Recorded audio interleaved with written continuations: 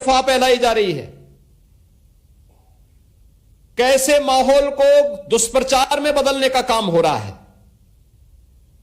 कैसे अफवाह फैला करके कि कहीं बोला, जब कोई बोलता है कि साहब वो 14 यानी जो सिलेंडर रसोई गैस का सिलेंडर 14 किलो का होता है, उसके बारे में कि साहब वो 10 किलो उसमें से खाली हो गया है, अब केवल 4 किलो मिलेगा।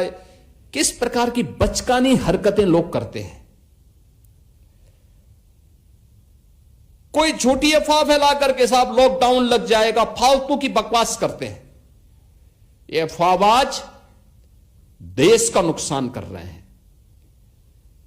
जनता के कार्य में जहां किसी भी प्रकार का कोई डिस्टरबेंस नहीं, सब कुछ स्मूथ चल रहा है, हर एक को दिया जा रहा है, लेकिन चैलेंज केवल भारत के पास नहीं, दुनिया के पास ये चैलेंज है। तो दुनिया के उस चैलेंज को आज के दिन पे कोई ऐसा तो है नहीं कि हम नहीं समझ पा रहे हैं कि खाड़ी में क्या हो रहा है, यूरोप में क्या हो रहा है, यूएस में क्या हो रहा है, हर एक व्यक्ति को मालूम है। तो उस चैलेंज को देखते हुए हमारा राष्ट्रीय कर्तव्य बनता है कि हम भी इस समय किसी अफवाह पे ध्यान देने की बजाय हम भी देश के अंदर देश की लीडरशिप के द्वारा जो मार्गदर्शन दिया जाता है हम भी उसका पालन करें, अफवाह में न पड़े। अगर रसोई गैस का सिलेंडर 25 दिन चलना है घर में, कि हम 7वें दिन लाइन लगाने के लिए क्यों खड़े हो जा रहे हैं। अगर हमारी गाड़ी की टंकी पूरी है और ये गाड़ी की टंकी अगले 4 दिन चल सकती है, तो हम वहां से पेट्रोल निकाल करके और क्यों फिर लाइन में खड़े हो जा रहे हैं।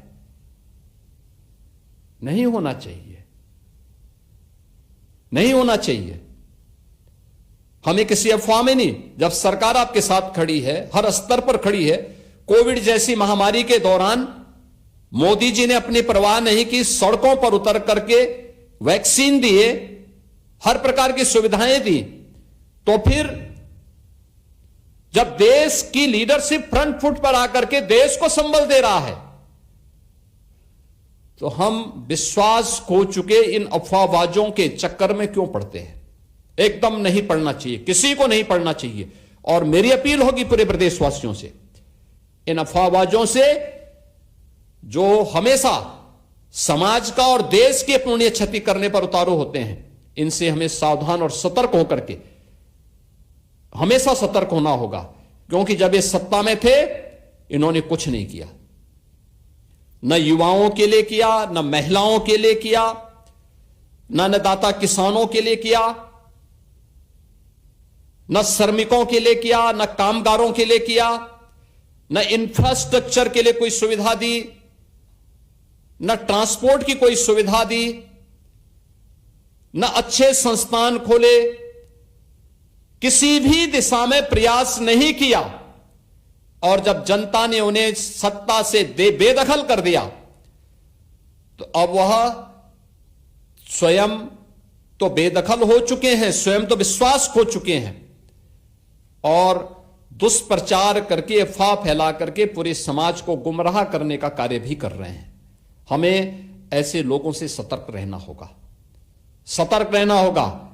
क्योंकि संकट के समय, चुनौती के समय अफवाह फैला करके अव्यवस्था फैलाना भी एक प्रकार का राष्ट्रद्रोह है।